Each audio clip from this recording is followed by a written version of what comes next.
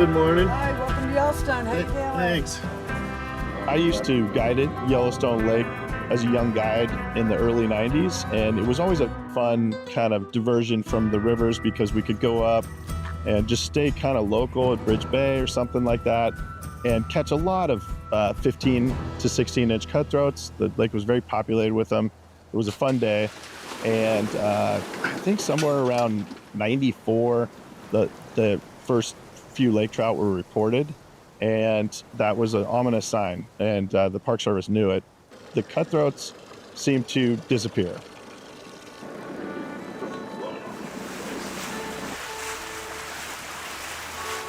As you can see, I'm covered with these Calbatus mayfly flies that are real common out here, and it's a stillwater mayfly, but there's a really great population of them up here on Yellowstone Lake. We fish definitely dry flies for these. We'd go under indicators with mayfly nymphs, and they're awesome. Since lake fishing is a little bit different than fishing in rivers with respect to the flies, we have special lake flies that we use based on what lake you're in and what bugs are hatching and so forth. We got out on the lake yesterday, and within minutes, I had 2 big fish on my rod. And those fish were angry. They were just big, strong fish. You can probably nose up him. Oh, look at the other fish right there. Oh, you got a double. You got 2 fish on at the same time. You're fine. We're gonna double it up.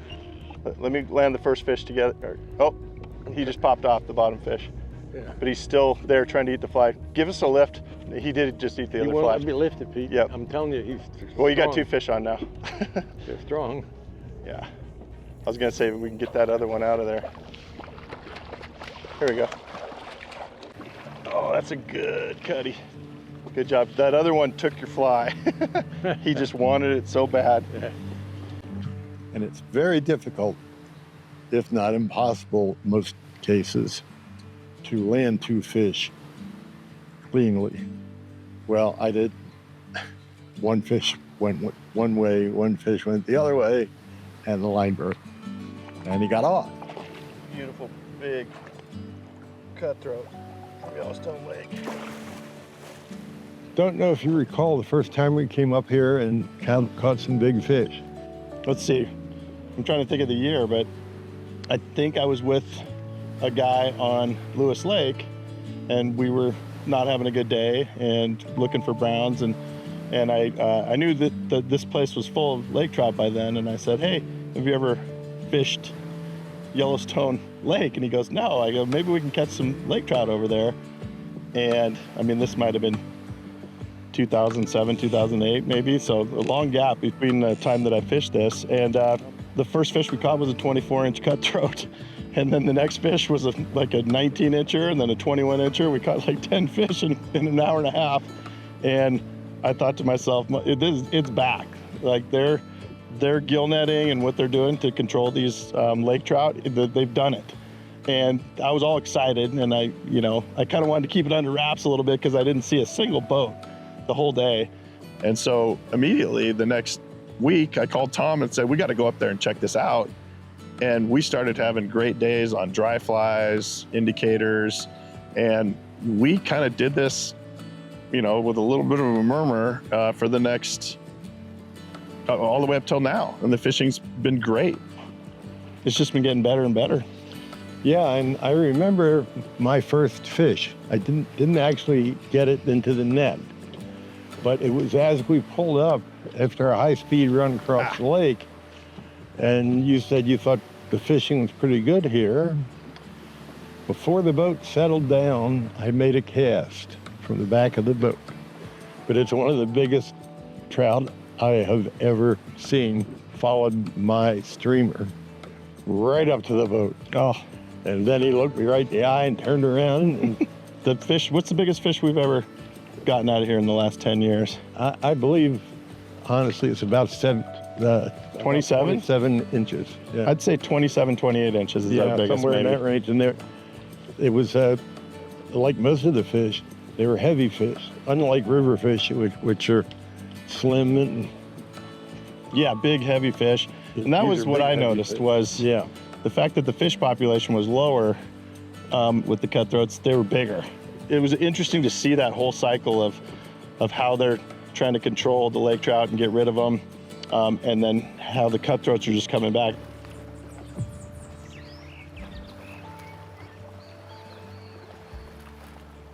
One of the awesome things about stillwater fishing, and I got Tom into it. He had done it back east as a younger man, but I've always been obsessed with it. I basically learned how to fly fish up in British Columbia as a little kid. My dad used to take me up there. Aside from the fact that it's incredibly challenging, it's very diverse, very dynamic, is that it gets people off the rivers, and the lakes are big, and you can spread out and you can get that solitary feeling of fishing again. Regardless of whether we graduate to rivers and say, I don't really like lake fishing, I'm a river fisherman. Tom and I both were obsessed with rivers, and we didn't lake fish very much at all. But as I get older, my abilities are declining.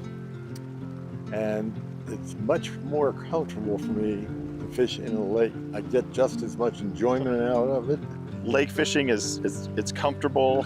I mean, the fish are big. It's a different vibe, and we really have enjoyed immersing ourselves in stillwater fishing. All four of my children fly fish. Mary Beth, we brought her up here a number of times, right in this area and other places on the lake. And oh, thanks for playing. yeah, she did very well. She's a good athlete to start with and learned fast. Oh. Doesn't get this keep up on him, all right? Good job. Uh-huh. And then you can walk down toward him in the calm water. Dude, I'm not walking. I'm gonna bust my ass. No, this is fine. No, it's not fine. You're good, trust As me. in, I clearly Here. cannot walk very well in this water. I regret to inform you.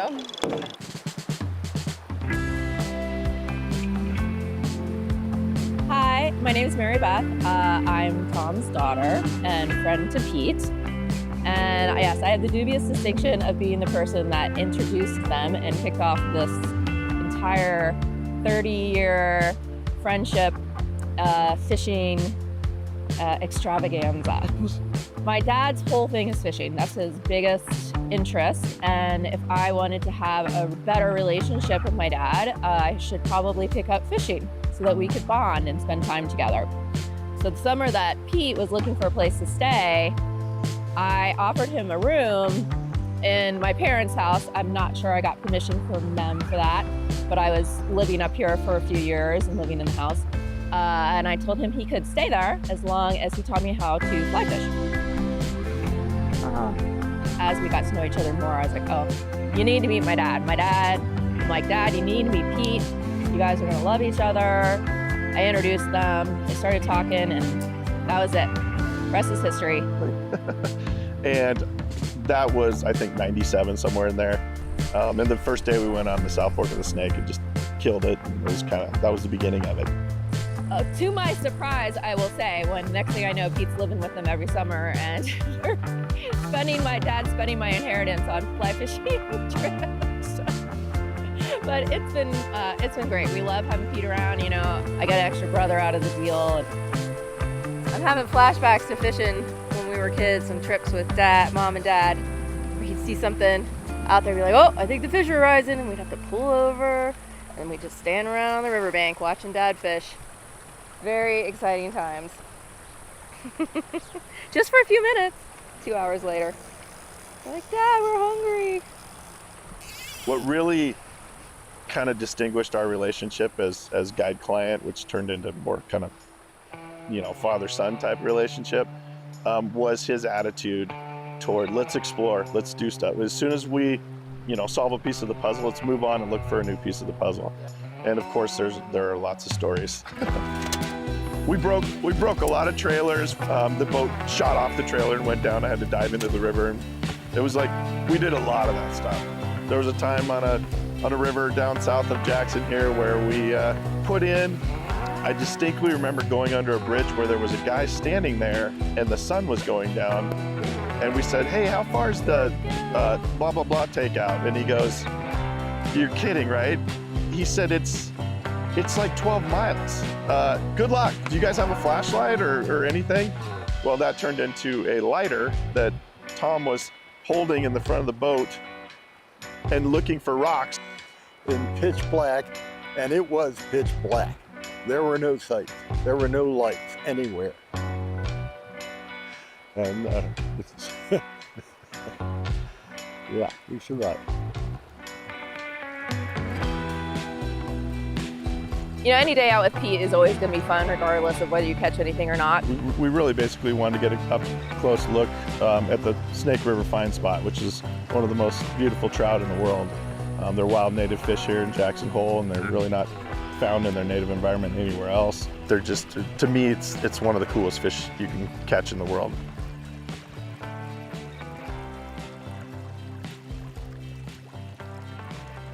There's only one. Fishing should not turn off that early.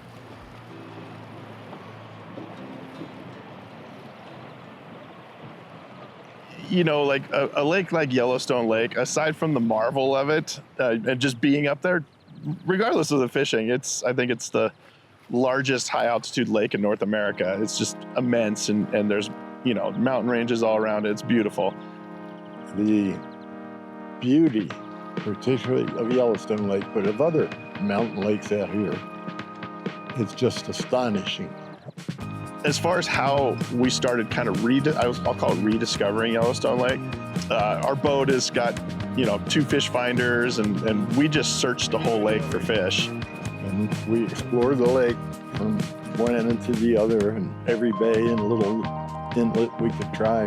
We just went everywhere in that lake looking for fish, and we found them. I mean, obviously it's a giant lake, and there's huge portions of it where you won't find very many fish at all. But we spent many, many, many days over the years kind of tapping into that, doing research on it. And we came to really understand, to the extent anyone can understand, how fish work in that lake that big. But we do have some idea of where they are at certain times of the year and where they aren't. And none of these things are definitive. It's just been a really, really enjoyable process. And I know they're still fighting the fight, but it's pretty dang cool that those cutthroats have come back. Oh, this is a baby.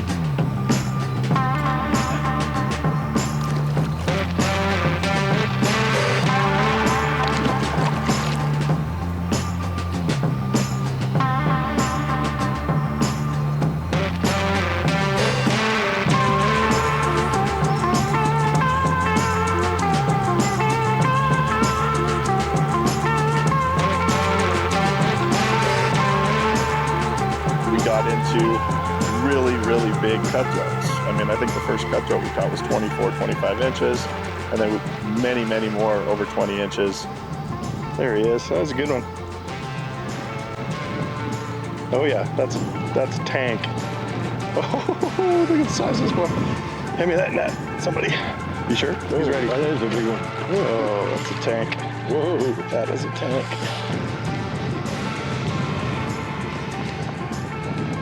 Yep, I've got 2 on there. Yeah, this will be fun. This will be, and they're 2 monsters. Hold up. Pete got a double and landed. Nobody does that on Yellowstone Lake. Not if it does.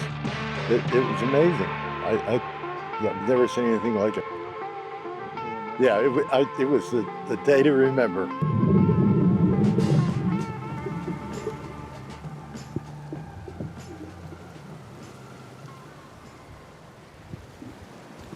Well, you know, getting the opportunity, having Mary Beth's kindness to let me stay in her place, I now think back on what a serendipitous moment it was. As far as I got to meet Tom, it changed the trajectory of my life, especially my fishing career.